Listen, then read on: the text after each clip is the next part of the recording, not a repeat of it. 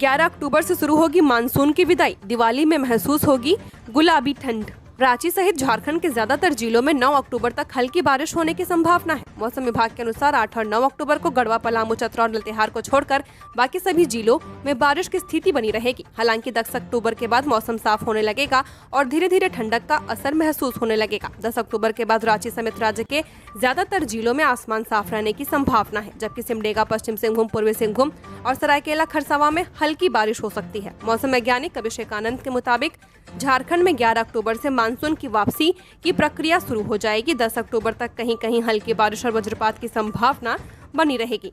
इसके बाद राज्य में शुष्क मौसम की शुरुआत होगी। इस दौरान पश्चिमी विक्षोभ का आंशिक असर बना रहेगा, जिससे दोपहर के समय बादल छाने और हल्की बारिश की स्थिति बन सकती है। मानसून की विदाई के बाद झारखंड में मानसून में धीरे धीरे बदलाव देखा जाएगा।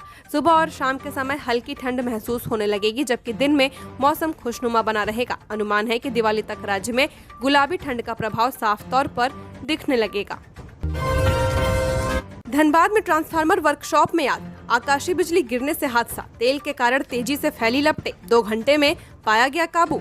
धनबाद के सदर थाना क्षेत्र में सोमवार देर रात एक बड़ा हादसा हो गया। तेज बारिश के दौरान आकाशीय बिजली गिरने से धनबाद थाना के पीछे स्थित ट्रांसफार्मर रिपेयरिंग वर्कशॉप में भीषण आग लग गई है। आग इतनी तेजी से फैली कि वर्कशॉप में रखे पुराने ट्रांसफार्मर इसकी चपेट में आ गए। आसपास के इलाके में अफरा तफरी मच गई और स्थानीय लोग घरों से बाहर निकल आए। घटना की सूचना पर अग्निशमन विभाग की 5 गाड़ियां पहुंची। करीब 2 घंटे की मशक्कत के बाद आग पर काबू पाया गया है। इस दौरान माइनिंग रेस्क्यू टीम को भी बुलाया गया था। TIW परिसर में ट्रांसफार्मर मरम्मती का कार्य होता है, जिसके कारण वहां चारों ओर तेल बिखरा रहता है। यही वजह रही कि बिजली गिरते ही आग ने विकराल रूप धारण कर लिया। आग की लपटें इतनी तेज थी कि पूरे परिसर को घेरने में कुछ ही मिनट लगे। प्रारंभिक जांच में माना जा रहा है कि बिजली गिरने से ही आग लगी है। हालांकि आधिकारिक पुष्टि अभी बाकी है। दमकल विभाग ने बताया कि आग से वर्कशॉप को काफी नुकसान पहुंचा है। घटना के समय वर्कशॉप में कर्मचारी मौजूद नहीं थे, क्योंकि रात में केवल सुरक्षा गार्ड ही ड्यूटी पर रहते हैं। बारिश के कारण सभी गार्ड अपने कमरे में थे, जिससे बड़ी जनहानि टल गई। लालपुर चौक पर चला निगम का अतिक्रमण हटाओ अभियान, ठेले गुमटियां जब्त। नगर निगम की टीम ने आज मंगलवार को सुबह सुबह लालपुर चौक पर अतिक्रमण हटाओ अभियान चलाया है। इस मौके पर अफरा तफरी मच गई। नगर निगम की टीम को देखकर सड़क किनारे ठेले खोमचे लगाए दुकानदार अपने अपने सामान समेटने लगे। नगर निगम की टीम ने अवैध रूप से लगे सभी ठेले, गुमटी और दुकानों को हटाया और उसे जब्त कर लिया है। अधिकारियों ने बताया कि संबंधित दुकानदारों को पहले कई बार चेतावनी दी जा चुकी थी। इसके बावजूद वे सड़क और फुटपाथ पर अवैध रूप से दुकानें लगाते हैं। नगर निगम के एक अधिकारी ने कहा कि इन अवैध दुकानों की वजह से यातायात बाधित होता है और लोगों को पैदल चलने में दिक्कत होती है। आसपास के लोग भी परेशान रहते हैं। धनबाद स्टेशन पर लगेज स्कैनर में बच्चे का हाथ फंसा। 1 घंटे की मशक्कत के बाद सुरक्षित निकाला गया। खेल खेल में बच्चे ने डाल दिया था हाथ। धनबाद रेलवे स्टेशन पर बड़ा हादसा टल गया है। स्टेशन के south platform side exit gate पर लगेज स्कैनिंग मशीन में एक बच्चे का हाथ फंस गया था। यह घटना रात करीब 9:40 की है। बच्चे के रोने चिल्लाने की आवाज सुनकर आसपास के यात्रियों में अफरा तफरी मच गई। तुरंत रेलवे सुरक्षा बल और स्टेशन स्टाफ मौके पर पहुंचे और मशीन को बंद करवाया। करीब 1 घंटे की मशक्कत के बाद बच्चे का हाथ सुरक्षित बाहर निकाल लिया गया। घायल बच्चे की पहचान शुभम अग्रवाल के रूप में की गई है, जो धनबाद के पुराना बाजार निवासी राजीव रंजन अग्रवाल उर्फ बबलू अग्रवाल का बेटा है। जानकारी के अनुसार शुभम अपने परिवार के साथ इंटरसिटी एक्सप्रेस से धनबाद पहुंचा था। देवघर में कार्तिक माह शुरू, उमड़ा भक्तों का सैलाब। बाबा बैजनाथ धाम में विशेष पूजा अर्चना और अनुष्ठान जारी। कार्तिक माह के आरंभ होने के साथ ही बाबा बैजनाथ धाम में श्रद्धालुओं की भारी भीड़ उमड़ पड़ी है। मंगलवार सुबह से ही भक्त जलाभिषेक और पूजा अर्चना के लिए लंबी कतारों में लगे रहे। धार्मिक मान्यताओं के अनुसार भगवान विष्णु कार्तिक माह में धरती पर आगमन करते हैं, जिससे यह माह विशेष रूप से पुण्य और तप का माना जाता है। मंदिर परिसर में कार्तिक माह के अवसर पर विशेष पूजा, हवन और अनुष्ठान आयोजित किए जा रहे हैं। मुंडन संस्कार, उपनयन, बाबा पार्वती गठबंधन और विवाह जैसे पारंपरिक धार्मिक कार्यक्रम भी जारी हैं। मंदिर के पुरोहितों के अनुसार श्रद्धालु इस महीने में व्रत, स्नान और दान के माध्यम से भगवान विष्णु और बाबा बैजनाथ की आराधना करते हैं। भक्तों का कहना है कि कार्तिक माह में कई लोग सात्विक जीवन अपनाते हैं। इस दौरान वे मांसाहारी भोजन, लहसुन और प्याज का सेवन नहीं करते। उनका मानना है कि ऐसा करने से भगवान विष्णु और शिव दोनों की विशेष कृपा प्राप्त होती है। मंदिर प्रशासन ने श्रद्धालुओं की सुविधा के लिए विशेष व्यवस्था की है। सुरक्षा, साफ सफाई और भीड़ प्रबंधन के लिए अतिरिक्त कर्मियों को तैनात किया गया है। बारिश से बढ़े सब्जियों के दाम, झारखंड में महंगी हुई फूल गोभी, भिंडी और धनिया। बारिश से बढ़े सब्जियों के दाम। झारखंड में लगातार हुई बारिश ने खेतों में उग रही सब्जियों को नुकसान पहुंचाया है, जिससे राज्य भर में सब्जियों के दामों में तेजी आ गई है। राजधानी रांची के सब्जी बाजारों में फूल गोभी, भिंडी, सेम, धनिया और पालक की कीमतों में 10 से 20 रुपए प्रति किलो की बढ़ोतरी देखी जा रही है। किसानों का कहना है कि पिछले सप्ताह की भारी बारिश से खेतों में जलभराव हो गया था, जिससे कई सब्जियां सड़ गई और खराब हो गई। इसके कारण आपूर्ति घटने से दाम बढ़े हैं। किसानों ने उम्मीद जताई कि अगर मौसम अब सामान्य रहा तो नवंबर के पहले सप्ताह तक सब्जियों की कीमतें घट सकती हैं। वहीं नए आलू की आवक बढ़ने से इसकी कीमत में गिरावट आई है। पहले नया आलू 50 रुपए किलो बिक रहा था, अब यह 40 से 45 रुपए प्रति किलो तक पहुंच चुका है। सब्जी विक्रेताओं का कहना है कि अगले 1-2 सप्ताह में कीमत और घट सकती है। निजी स्कूल मान्यता के लिए कर सकते हैं ऑनलाइन आवेदन, मानने होंगे शिक्षा विभाग के ये नियम। झारखंड में बिना मान्यता के चल रहे स्कूलों पर अब सख्ती बरती जाएगी। झारखंड हाईकोर्ट के आदेश के बाद राज्य सरकार ने झारखंड निःशुल्क और अनिवार्य बाल शिक्षा का अधिकार नियमावली में संशोधन कर दिया है। इसके तहत अब सभी स्कूलों के लिए मान्यता प्राप्त करना अनिवार्य कर दिया गया है। बता दें कि झारखंड राज्य में लगभग 45,000 निजी गैर मान्यता प्राप्त विद्यालय शहरी और ग्रामीण क्षेत्रों में संचालित है, जहाँ गरीब बच्चों को गुणवत्तापूर्ण शिक्षा मिल रही है। इन विद्यालयों में वैसे बच्चे जिनके परिवार की आर्थिक स्थिति बहुत दयनीय रहती है, वे पढ़ाई करते हैं। केंद्र सरकार के स्कूल शिक्षा एवं साक्षरता विभाग के सचिव संजय कुमार द्वारा जारी पत्र में बताया गया कि झारखंड में यूडायस कोड प्राप्त कुल 5,889 स्कूल है। इसमें कुल छात्रों की संख्या 8,37,897 है और शिक्षकों की संख्या 46,421 है। 10 ग्राम सोना रुपए 1,20,000 पर पहुंचा। रुपए 718 महंगा हुआ। अगले साल तक ये 1,55,000 तक जा सकता है। चांदी 1,49,000 रुपए किलो हुई। सोने चांदी के दाम आज यानी 7 अक्टूबर को ऑल टाइम हाई पर पहुंच गए हैं। India Boolean and jewellers association के अनुसार 10 ग्राम 24 कैरेट सोना 718 रुपए से बढ़कर 1,19,967 रुपए पर पहुंच चुका है। इससे पहले ये 1,19,249 रुपए पर था। वहीं चांदी 605 रुपए महंगी होकर 1,49,438 रुपए पर पहुंच चुकी है। कल यानी सोमवार को ये 1,48,833 रुपए पर थी। कोडरमा में 2 दुकानों से लाखों की चोरी। चोर खपरेल छत तोड़कर मोबाइल, घड़ियां व नकदी ले गए। कोडरमा के सतगावा थाना क्षेत्र अंतर्गत बासोडिया बस स्टैंड के पास सोमवार रात अज्ञात चोरों ने 2 दुकानों में चोरी की घटना को अंजाम दिया है। इनमें एक मोबाइल दुकान और एक चाय नाश्ते की दुकान शामिल है। चोर लाखों रुपए के मोबाइल, घड़ियां और नकदी लेकर फरार हो गए हैं। निरंजन मोबाइल केयर नामक दुकान में लाखों रुपए के सामान की चोरी हुई है। दुकान संचालक निरंजन कुमार ने बताया कि आज मंगलवार सुबह दुकान खोलने पर सारा सामान बिखरा मिला। दुकान के पिछले हिस्से में खपरेल की छत टूटी हुई थी, जिससे चोरों के प्रवेश का पता चला है। चोरों ने कीमती mobile phone, headphone, charger, battery और घड़ियां चुरा ली हैं। निरंजन कुमार के अनुसार चोरी हुए सामान की अनुमानित कीमत 2 लाख रुपए से ज्यादा है। उन्होंने तुरंत सतगावा थाना को सूचना दी, जिसके बाद पुलिस मौके पर पहुंची और जांच शुरू कर दी है। धनबाद में रात भर की मूसलाधार बारिश से जनजीवन बेहाल। सड़कों पर घुटने भर भरा पानी। SNMMCH बना तालाब। बीती रात हुई लगातार मूसलाधार बारिश ने कोयलांचल धनबाद का जनजीवन पूरी तरह अस्त व्यस्त कर दिया है। शहर के नालों के उफान से लेकर अस्पतालों तक पानी भर गया। सड़कों पर जगह जगह जल जमाव से लोगों की आवाजाही मुश्किल हो गई है। वहीं शहीद निर्मल महतो मेडिकल कॉलेज एवं अस्पताल का हाल सबसे ज्यादा खराब रहा। यहां वार्डों तक बारिश का पानी घुस गया है। अस्पताल तालाब में तब्दील हो चुका है। अस्पताल परिसर में बारिश का पानी मुख्य प्रवेश द्वार से लेकर इमरजेंसी वार्ड, मेडिसिन और जनरल वार्ड तक भर गया है। वार्डों के अंदर तक पानी आ जाने से मरीजों और उनके परिजनों को भारी परेशानी का सामना करना पड़ा। कई मरीजों के बेड के चारों ओर पानी जमा हो गया। डॉक्टरों और नर्सों को भी पानी में चलकर ड्यूटी करनी पड़ी। पलामू सेंट्रल जेल का औचक निरीक्षण। जेल में बैठकर कैदी खा रहे महंगे ड्राई फ्रूट्स। पलामू जिला सेंट्रल जेल में सोमवार की देर शाम अधिकारियों की टीम ने औचक निरीक्षण किया है। पलामू जिला उपायुक्त समीरा एस और एसपी रिश्मा रमेशन के निर्देश पर अधिकारियों की टीम ने यहां औचक निरीक्षण किया। इस औचक निरीक्षण का नेतृत्व सदर अनुमंडल पदाधिकारी सुलोचना मीना और SDPO मणिभूषण प्रसाद ने किया है। इस औचक निरीक्षण के दौरान सभी कैदियों के वार्ड का जायजा अधिकारियों के द्वारा लिया गया है। हालांकि इस दौरान कोई भी आपत्तिजनक सामग्री बरामद नहीं की गई है। इस औचक निरीक्षण के क्रम में कई हाई प्रोफाइल कैदियों के वार्डों में महंगे ड्राई फ्रूट्स देखे गए हैं। कैदियों के पास बड़ी मात्रा मात्रा में ड्राई फ्रूट्स मौजूद थे। औचक निरीक्षण में कैदियों की उपस्थिति, पंजी, भोजन एवं पेयजल की गुणवत्ता, स्वास्थ्य सेवाएं एवं दवा उपलब्धता, अभिलेख संधारण, सुरक्षा व्यवस्था, स्वच्छता एवं प्रकाश व्यवस्था, बैरकों की स्थिति, कपड़ा एवं आवश्यक सामग्री वितरण, मुलाकात पंजी तथा अनुशासनात्मक प्रावधानों की जांच की गई है। पलामू सेंट्रल जेल में फिलहाल कई हाई प्रोफाइल कैदी बंद हैं। पीएलएफआई के सुप्रीमो दिनेश गोप, सुजीत सिन्हा, डब्लू सिंह समेत कई चेहरे पलामू सेंट्रल जेल में बंद हैं। अब फर्जी जीएसटी बिल बनाने वालों की मौज, ईडी नहीं करेगी कार्रवाई।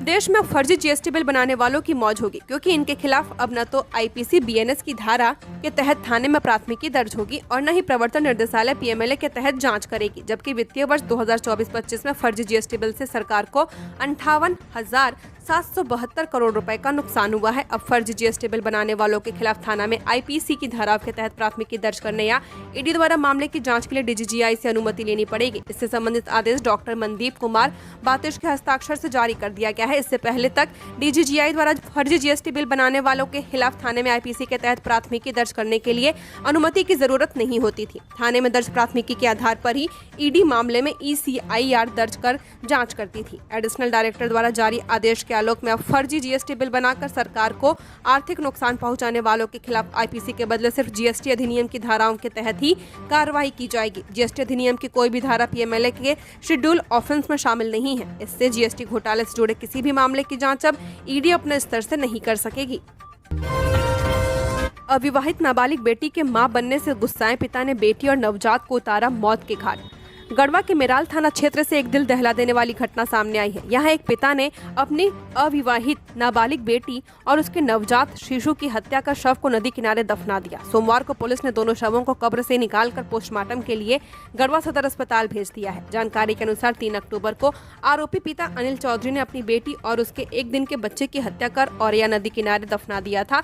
अनिल चौधरी ने पहले अपनी नाबालिग बेटी के प्रेमी को बहला फुसलाकर शादी के लिए दबाव देने के आरोप में जेल भिजवा दिया था। प्रेमी हाल ही में जेल से रिहा हुआ था। इस बीच 2 अक्टूबर को नाबालिग बेटी ने एक बच्चे को जन्म दिया। इसके बाद अनिल ने गुस्से में आकर यह अमानवीय कदम उठा लिया था। बेटी के प्रेमी को यह जानकारी मिली कि बच्चे की हत्या की साजिश रची जा रही है, जिसके बाद उसने मेराल थाना में लिखित आवेदन दिया था। आवेदन के आधार पर थाना प्रभारी विष्णुकांत पुलिस बल के साथ गाँव पहुंचे और आरोपी पिता को गिरफ्तार कर लिया है। आंधी तूफान और गर्जन होगा बेअसर, रांची में 11 व 33 किलो वाट लाइन होगी अंडरग्राउंड। रांची में जीरो पावर कट की समस्या बरकरार है। आंधी बारिश और गर्जन में 11 और 33 किलोवाट लाइन का ब्रेकडाउन इसका मुख्य कारण है। इसको देखते हुए शहर के कई इलाकों में लाइन को अंडरग्राउंड कराया गया है, पर शहर को इसका फायदा नहीं मिल पाया। जेबीवीएनएल का दावा है कि जिन क्षेत्रों में ये लाइन अंडरग्राउंड हुए हैं उन क्षेत्रों में कम ब्रेकडाउन हुए हैं और इसका फायदा बिजली आपूर्ति सुधार पर हुआ है। इसे देखते हुए जेबीवीएनएल ने अब रांची के शेष बचे क्षेत्रों के 11 एवं 33 किलोवाट लाइन को अंडरग्राउंड करने का निर्णय लिया है। इसके लिए सर्वे का काम शुरू कर दिया गया है। सर्वे रिपोर्ट के बाद इसका प्रोजेक्ट बनाया जाएगा। इसके बाद योजना को मंजूरी प्रदान करके यह कार्य शुरू कराया जाएगा। सर्वे के दौरान यूटिलिटी संबंधित विभागों और एजेंसियों से भी संपर्क किया जाएगा। भविष्य में 20 से 30 साल तक यूटिलिटी शिफ्टिंग को लेकर कोई परेशानी न हो, इसे देखते हुए सर्वे के दौरान water supply department, gas pipeline company, telecom और पथ निर्माण विभाग से भी संपर्क किया जाएगा। जेबीवीएनएल की कोशिश होगी कि यह काम आसानी से हो और भविष्य में इसको लेकर संबंधित किसी भी विभाग या एजेंसी को कोई दिक्कत न हो। इस दौरान जिन क्षेत्रों में अंडरग्राउंड केबल का काम होगा वहां के स्थानीय लोगों से भी बात की जाएगी, ताकि भविष्य में कोई समस्या न रहे। सुरक्षा के सभी मानकों का ध्यान रखा जाएगा। पश्चिमी सिंहभूम के सारंडा जंगल में घायल मिली हथिनी, पैर में गहरा जख्म, आईईडी ब्लास्ट की चपेट में आने की आशंका। चाईबासा के सारंडा जंगल में एक बार फिर एक मादा हाथी घायल हालत में मिली है। यह घटना मनोहरपुर प्रखंड के बांधटोली गांव के पास कंपार्टमेंट संख्या 36 से सामने हुई है। 8 से 10 साल की उम्र की इस हथिनी के अगले दाहिने पैर में गहरा जख्म है। सभी उंगलियां उड़ी हुई हैं। वन विभाग को आशंका है कि वह माओवादियों द्वारा बिछाए गए आईईडी विस्फोट की चपेट में आई है। यह घटना 3 महीनों में तीसरी बार हुई है जब सारंडा में कोई हाथी विस्फोट में घायल मिला है। घायल हथिनी पाए जाने की घटना रविवार रात की है। आज इसका वीडियो सामने आया है। मौसम में बदलाव से निमोनिया के बढ़े 4 गुना मरीज, बच्चे बुजुर्ग ज्यादा।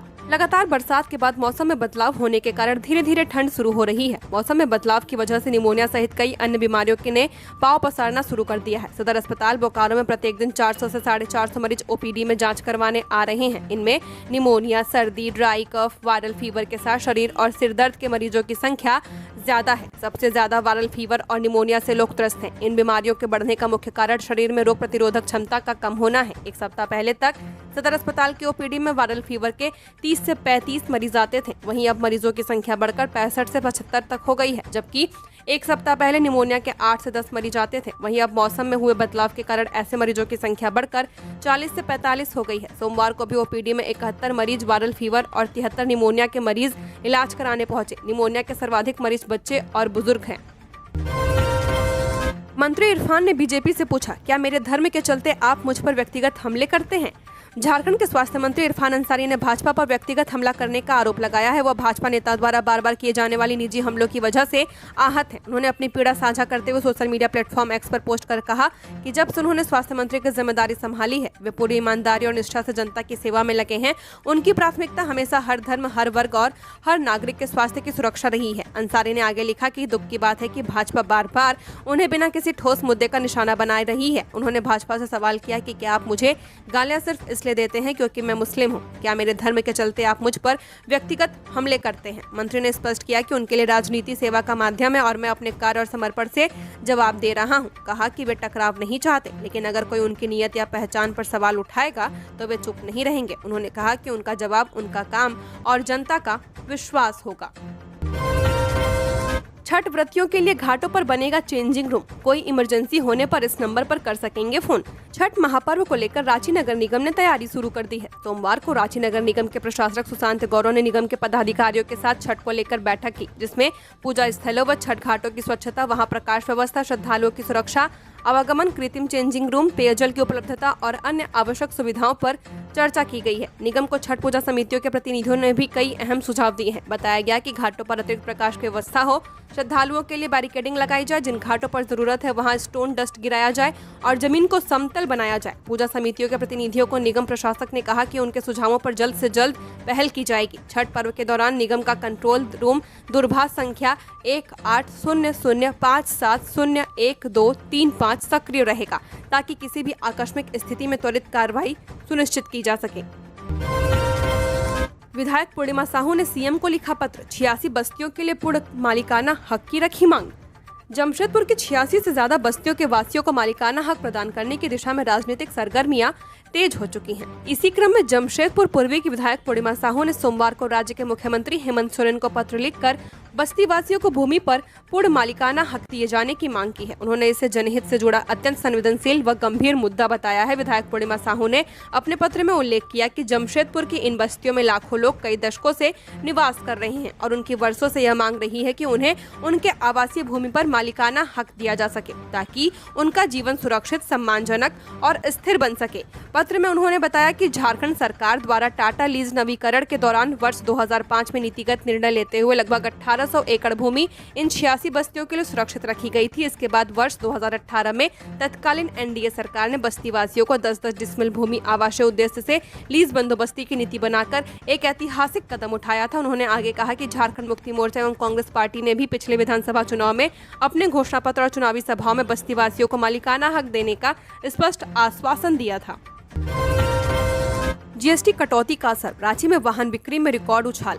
राजधानी के ऑटोमोबाइल बाजार में रौनक देखने को मिल रही है। जीएसटी में कमी के बाद सितंबर महीने में वाहनों की बिक्री में जबरदस्त उछाल आया है। आंकड़ों के मुताबिक सितंबर महीने में कुल 9,576 वाहन बिके हैं। सामान्यतः रांची में हर महीने लगभग 8,000 वाहन बिकते हैं, लेकिन इस बार सिर्फ आधे महीने में ही यह आंकड़ा पार कर चुका है। दिलचस्प बात यह है कि 9,576 में से 8,805 वाहन सिर्फ 14 दिनों में बिके हैं, जो आमतौर पर एक महीने की औसत बिक्री से भी ज्यादा है। 21 सितंबर तक वाहनों की बिक्री काफी धीमी थी, लेकिन जीएसटी घटने के बाद 22 सितंबर से 5 अक्टूबर तक यानी मात्र 14 दिनों में ही वाहन बिक्री ने सारे रिकॉर्ड तोड़ दिए हैं। झारखंड में 10 से 26 नवंबर तक चलेगा कुष्ठ उन्मूलन अभियान। राष्ट्रीय कुष्ठ उन्मूलन कार्यक्रम के अंतर्गत मीडिया कमेटी की बैठक सोमवार को RCH सभागार नामकुम में की गई है। बैठक की अध्यक्षता NHM के अभियान निर्देशक शशि प्रकाश झा ने की है। बैठक को संबोधित करते हुए शशि प्रकाश झा ने कहा कि कुष्ठ बीमारी की रोकथाम के लिए गांव-गांव में सर्वे कर कुष्ठ पीड़ित लोगों की पहचान की जाएगी ताकि राज्य से इस बीमारी का पूरी तरह उन्मूलन किया जा सके। उन्होंने बताया कि राज्यव्यापी कुष्ठ उन्मूलन अभियान 10 से 26 नवंबर तक चलाया जाएगा। इस दौरान ज्यादा से ज्यादा लोगों की जांच की जाएगी और जिनमें कुष्ठ के लक्षण पाए जाएंगे उनका तुरंत उपचार शुरू किया जाएगा। शशि प्रकाश झा ने कहा कि अभियान के सफल संचालन के लिए जन जागरूकता और प्रचार प्रसार पर विशेष जोर दिया जाएगा। बैठक में कुष्ठ कार्यक्रम के नोडल पदाधिकारी, IC सेल के नोडल पदाधिकारी, परामर्शी एवं मीडिया प्रतिनिधियों ने भाग लिया। पाकुड़ नगर प्रबंधक मृत्युंजय पांडे का निधन, हृदय गति रुक गई थी। पाकुड़ नगर परिषद के नगर प्रबंधक श्री मृत्युंजय पांडे का आकस्मिक निधन हृदय गति रुकने से हो गया है। वे आयुष्मान आरोग्य मंदिर के उद्घाटन से पहले निरीक्षण हेतु संस्कृति भवन पहुंचे थे, जहां अचानक उनकी तबीयत बिगड़ गई और वे बेहोश हो गए। घटना की जानकारी मिलते ही नगर परिषद के कर्मचारियों ने तुरंत प्रशासक श्री अमरिंदर चौधरी को सूचित किया। प्रशासक मौके पर पहुंचे और श्री पांडे को तत्काल शहर के एक निजी नर्सिंग होम भेजा गया, जहाँ प्राथमिक उपचार के बाद उन्हें बेहतर इलाज के लिए रेफर कर दिया गया है। इलाज के लिए उन्हें पश्चिम बंगाल के एक नर्सिंग होम ले जाया जा रहा था, लेकिन रास्ते में ही उनका निधन हो गया। चांडिल डैम, दलमा आश्रयणी, इन 45 स्थलों को पर्यटक केंद्र बनाएगी सोरेन सरकार। क्या है प्लान? जमशेदपुर के चांडिल डैम, दलमा आश्रयणी समेत 45 पर्यटन स्थल केंद्र बनेंगे। इसके लिए DPR तैयार हो गई है। स्वीकृति के लिए जल्द सरकार के पास भेजी जाएगी। सोमवार को जिला समाहरणालय सभागार में उपायुक्त नीतीश कुमार सिंह की अध्यक्षता में पर्यटन, कला, संस्कृति, खेलकूद एवं युवा कार्य विभाग की समीक्षा बैठक ली गई। जिले में अधिसूचित 45 पर्यटन स्थलों के विकास को लेकर समीक्षा की गई है। जिला खेल पदाधिकारी अमित कुमार ने बताया कि अधिसूचित पर्यटन स्थलों में से 2 स्थल को ग्रेड A, 3 स्थल को ग्रेड B, 7 स्थल को ग्रेड C एवं 33 स्थल को ग्रेड D श्रेणी के अंतर्गत चिन्हित किया गया है। उपायुक्त ने सभी स्थलों से संबंधित DPR शीघ्र तैयार कर विभाग को उपलब्ध कराने का निर्देश दिया है, जिससे कि स्वीकृति प्राप्त होने के बाद विकास कार्य समयबद्ध ढंग से प्रारंभ किया जा सके। जमशेदपुर से कोलकाता और भुवनेश्वर जाना हुआ सस्ता, इस कंपनी ने की हवाई किराए में कमी। पूजा के दौरान इंडिया वन एयर कंपनी ने जमशेदपुर से कोलकाता और भुवनेश्वर के विमान किराया कम कर दिया है। इसके साथ ही उड़ान के समय में भी दोनों ओर भुवनेश्वर और जमशेदपुर से फेरबदल हुआ है। इंडिया वन एयर के अनुसार 31 दिसंबर तक नया किराया और उड़ान का समय प्रभावी रहेगा। इधर भुवनेश्वर से जमशेदपुर का विमान किराया 3098 रुपए तय हुआ है, जो पहले 3182 रुपए था। जमशेदपुर से कोलकाता का किराया 2903 से घटकर 2827 रुपए हो गया है। इससे जमशेदपुर व भुवनेश्वर के किराए में 84 रुपए और जमशेदपुर से कोलकाता का किराया 76 रुपए की कमी आई है। इंडिया वन एयर कंपनी के नए टाइम टेबल के अनुसार जमशेदपुर से कोलकाता का विमान सुबह 8:30 बजे के बदले 8:05 और जमशेदपुर से भुवनेश्वर के लिए 4:40 शाम में के बदले 3:30 पर उड़ान भरेगा। इससे पूर्व अप्रैल में इंडिया वन एयर कंपनी ने विमान किराया व समय में बदलाव में किया था। जमशेदपुर, कोलकाता व भुवनेश्वर के यात्रियों को सप्ताह के 7 दिन विमान सेवा की सुविधा मिलेगी। मालूम हो कि भुवनेश्वर से जमशेदपुर व कोलकाता के बीच विमान 31 जनवरी 2023 से उड़ान भर रहे हैं। पाकुड़ में शरद पूर्णिमा पर लक्ष्मी पूजा, धूमधाम से हुई मां लक्ष्मी की पूजा अर्चना। रजत जयंती भी मनाई गई। पाकुड़ में शरद पूर्णिमा के अवसर पर मां लक्ष्मी की पूजा अर्चना पूरे धूमधाम से की गई है। जिला मुख्यालय सहित सभी प्रखंडों और ग्रामीण क्षेत्रों में मां लक्ष्मी की पूजा को लेकर भक्तों में काफी उत्साह देखा गया। लोगों ने अपने घरों के साथ साथ आकर्षक पंडालों में भी मां लक्ष्मी की प्रतिमा स्थापित कर विधि विधान से पूजा की है। इस दौरान भक्तों ने मां को खीर, विभिन्न प्रकार के फल, सुगंधित फूल और पान सहित अन्य पूजा सामग्री अर्पित की है। शहर के भगतपाड़ा, राजापाड़ा, कलिकापुर और तातीपाड़ा जैसे कई मोहल्लों में भव्य पंडाल सजाए गए थे, जहाँ पुरोहितों द्वारा मां लक्ष्मी की पूजा सम्पन्न कराई गई। जिले के हिरडपुर प्रखंड स्थित लक्ष्मी मंदिर में सोमवार देर रात को धूमधाम से पूजा अर्चना हुई। मंदिर को फूलों की मालाओं से आकर्षक ढंग से सजाया गया था। पुजारी उज्जवल चक्रवर्ती ने मां लक्ष्मी की पूजा संपन्न कराई। इस अवसर पर बड़ी संख्या में महिला श्रद्धालु उपस्थित थी।